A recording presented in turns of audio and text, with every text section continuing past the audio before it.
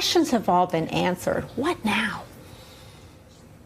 It's a very difficult question, Nicole. I mean, you know, America's not unique in its sins as a country. We're not unique in our evils, to be honest with you.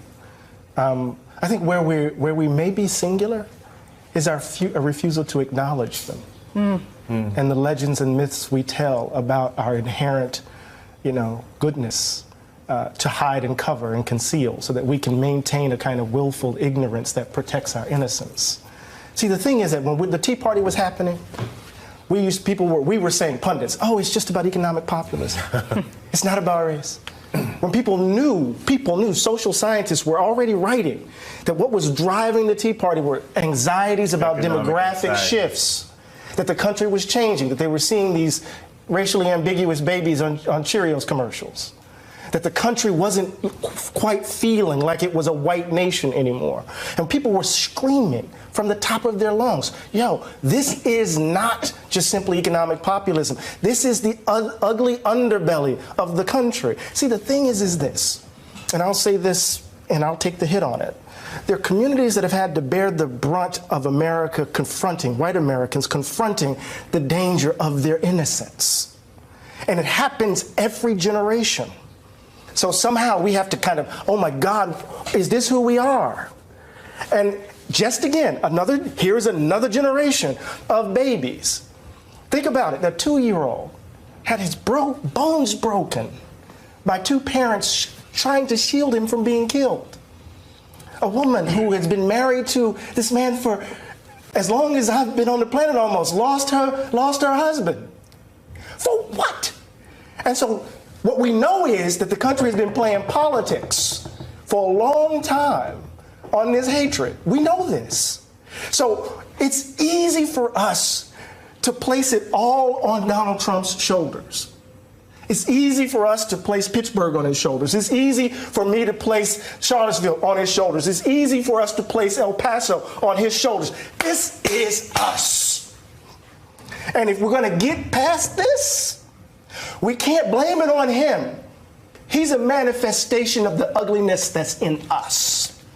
I've had the privilege of growing up in a tradition that didn't believe in the myths and the legends because we had to bear the brunt of them.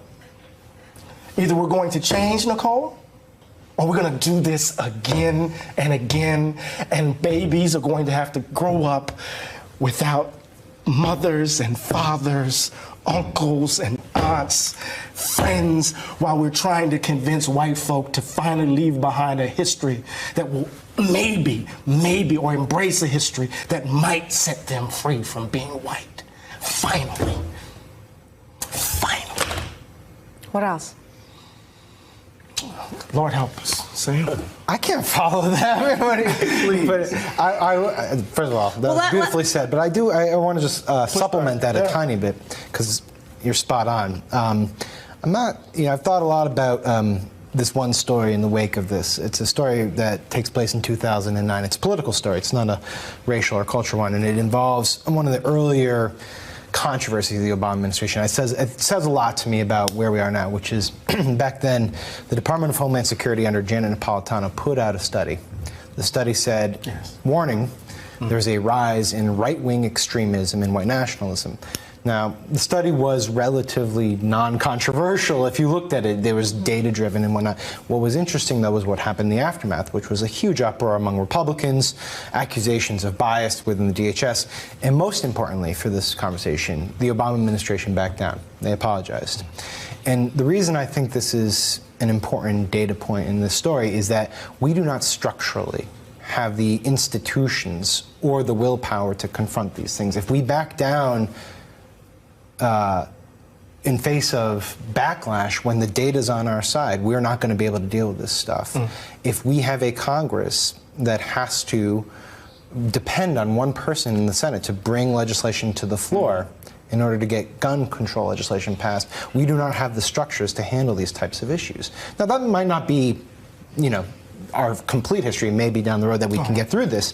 But to Eddie's point, we look at this and we say, wow, Donald Trump, he has spurred a lot of this hatred. And true, he has. He's the Pied Piper of this stuff. Exactly. But this predates him. It's the inability to stand up for your own study at DHS that predates Donald Trump.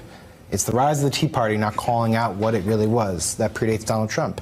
It's welcoming birtherism when Trump was just part of it. That predates Donald Trump. So, you know, Eddie's absolutely right, and I think we need to have some hard conversations about whether our political system is up for the challenges.